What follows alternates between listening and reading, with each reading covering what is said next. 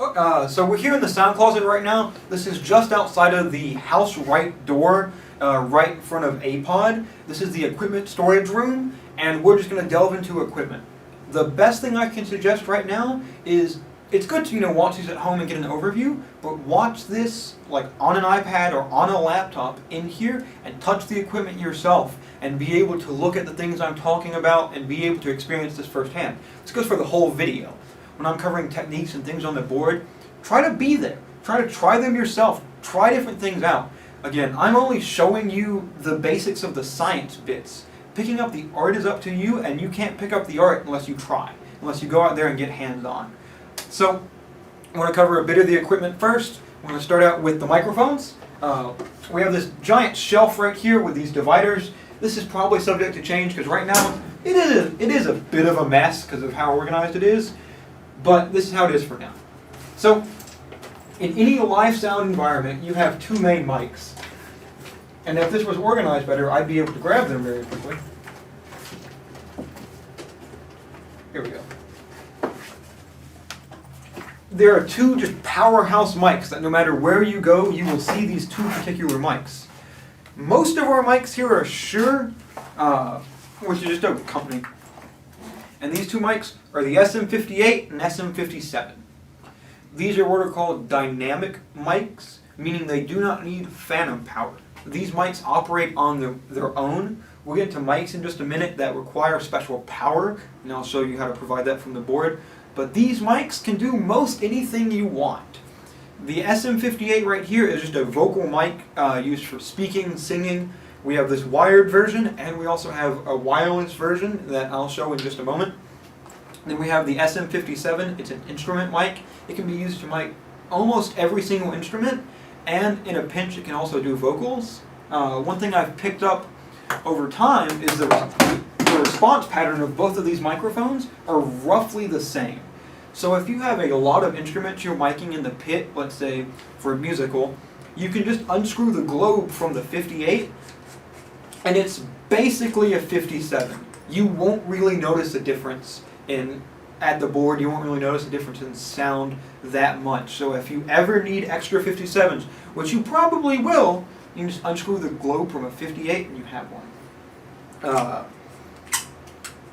The great thing about microphones is they usually say what they are on them. So if you're ever in here and you forget what they are, they have a band right here around it that says SM58 and this one says SM57.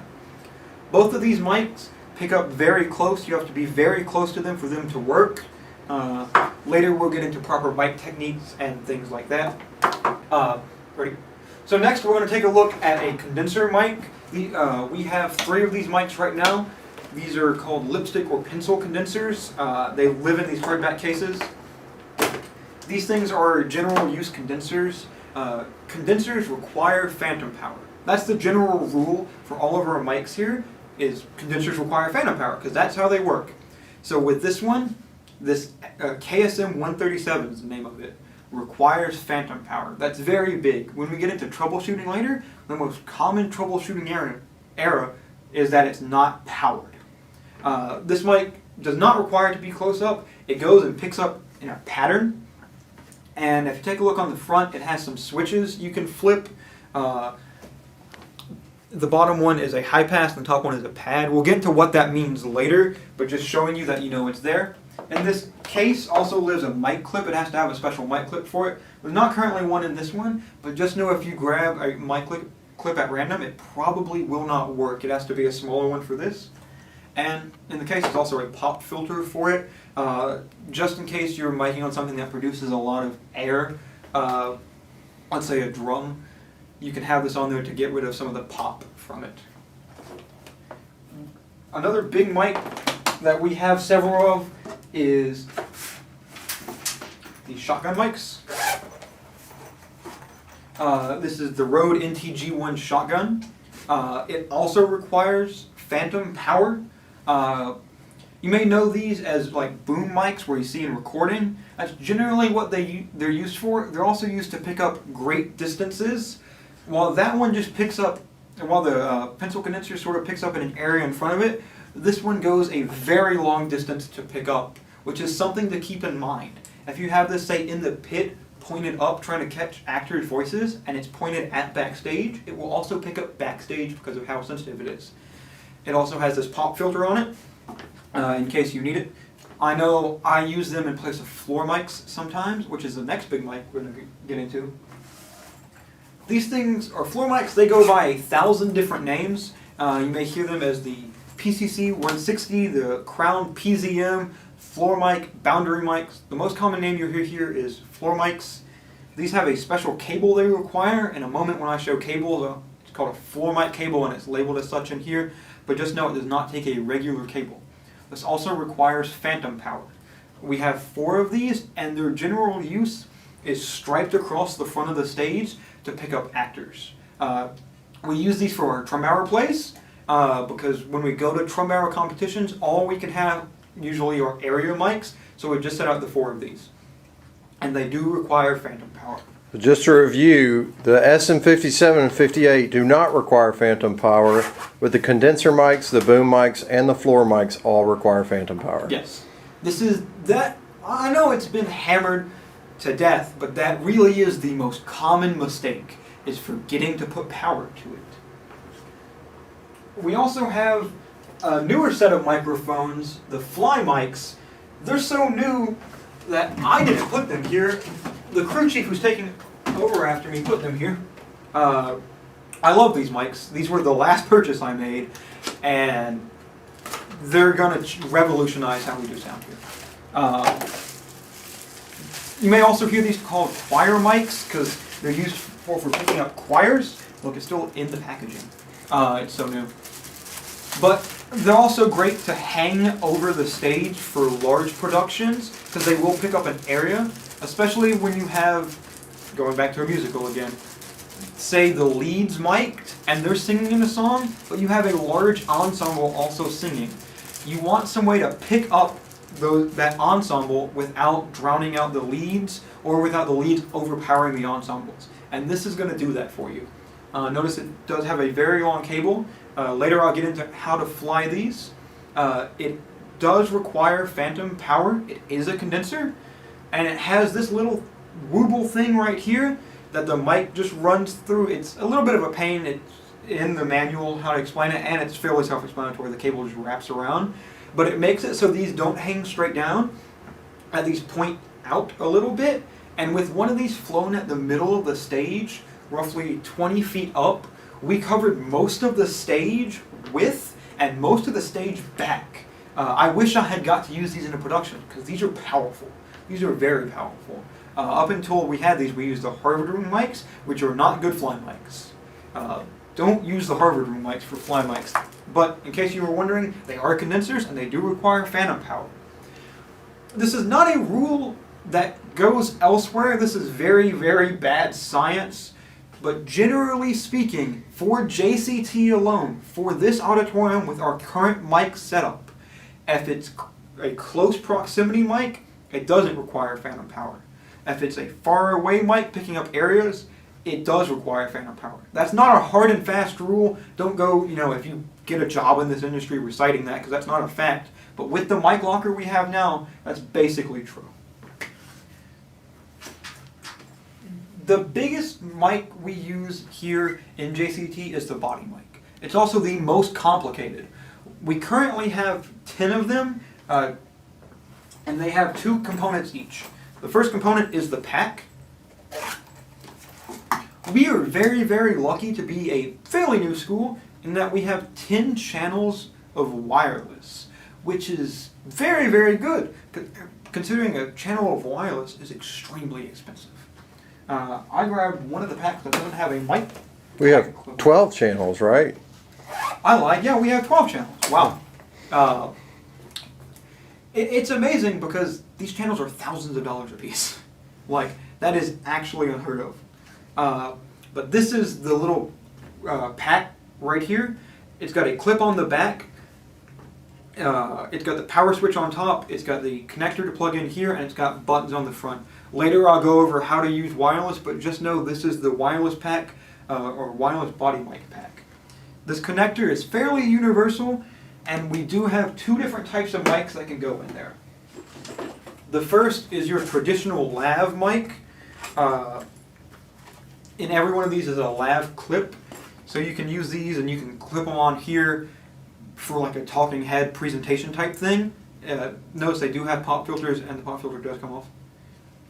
Or you can use them to body mic actors. I'll go into body miking technique later, but just know most of our body miking is done with these because they're such a great mic, they're so robust. And then we have the Countryman. Personally, I'm not a huge fan of the Countryman because they're very susceptible to noise. They're very hard to get exactly right, but when you get them right, they're beautiful. They cost roughly twice that of that regular body mic. They are very expensive and very sensitive. They are very easy to break. And when these do break, they're either going to break right here at the cable or right here at the microphone. So be very sensitive when touching this little boom right here or when yanking on this cable, because these are very expensive to replace. Even just repairing this cable is upwards of $100 a piece. But this mic also has a pop filter. We generally don't use the pop filter because usually, it's their skin colored. We do have several different skin colors that we can choose from. We have a darker mocha color, some black ones, and this creamish color. I like to call these the Britney Spears mic because that's how I learned it. This is where this mic just goes right around the ear, it shapes to the ear, and you can bend this boom as needed. The issue is with this mic is it's very, it picks up walking noise very well. So if you have it and it's touching the edge of the face and the actor is, stepping around, you'll hear this mic going and shaking, and it sounds like a jet taking off it. And it's not a fun noise, and it does take time and care to get it right. So if you have a lot of mics in a very fast-paced production where your turnaround time is, 2 weeks from your first mic rehearsal to your open, you don't really have time to be fiddling with these unless you have to use them. But if you have just 1 or 2 people singing and you have time, these are great. These are great. So we've talked a lot about miking and miking things, but everything that comes through here is not mic necessarily. We can go straight into the system. And this can be done through a DI box. This DI box takes 1/4 inch, with pianos and guitars and things like that, and lets you go straight in and then come out XLR and plug directly in. There are a lot of switches on the DI box, and we'll hit those real quick. This is the ground lift switch. If it's humming a lot, if you plug it in and it's going buzz and just buzzing at a constant frequency, flip the switch. It'll fix it. Speaker instrument, this sets what it's looking for. How loud is the thing coming in? If you have no sound with the DI box, flip the switch. That's your issue. And then this is high cut and flat. When we get into EQing, I'll show you guys what that means. So next we're going to go over this little mic right here. This is a fairly new purchase. It's a reference microphone, which means in theory it's totally flat from 20 hertz to 20 kilohertz. Realistically, it's not, but it is just another condenser microphone, and it can be used just like a condenser. Has its own little special mic clip, has its own pop filter, and here's the mic. It's just a regular condenser microphone. The great thing about this one is it's omnidirectional. This is one of the only omni mics we have, meaning it picks up all around it, and it does require phantom power being a condenser. Next, we have the drum miking kit. I pushed since I was here to get one of these, and we finally got it, and it's a beautiful thing, because these mics don't have to be used just for miking a drum kit. They can be piecemealed out for things. The reason we got this specific one is for these babies. These are large diaphragm condensers. These are used when miking weirder instruments, when mainly strings. We don't mic a lot of strings, but now we can effectively mic strings with these condensers. They require phantom power and they pick up in the front. There are 2 of these in here. There's also one small pencil condenser, just like the KSM 137s. But this is not that quality of a microphone. If you need it to sound good, don't go with this because it is a cheaper mic, but it's here in case you need one. Then we have these four mics. These 4 mics clip onto the toms. They just screw right onto the toms, and you can mic them up. These are, they do require phantom power. And then finally we have the kick mic. This mic doesn't necessarily have to be used just for a kick, but it's what it's designed for. It's designed to pick up low frequencies really well. So if you run into things that require a lot of low frequencies, this is your guy. It does require phantom power. The great thing about microphones is generally they're made with a purpose, but it's how you use them to get the job done that works. For a while, I had a guy who would always say we needed to buy more things. He's like, we need more mics, we need some of this, why don't we buy one of these? But we're very, very lucky, and we have a lot of stuff, and we're constantly getting new things, but we have the tools to make it work. We can do anything from a podium mic to one person speaking to huge musicals with 20 plus body mics. And that's really all of the mics we have here. Next, I'm going to talk about comms, but that'll be in the next part. Thank you.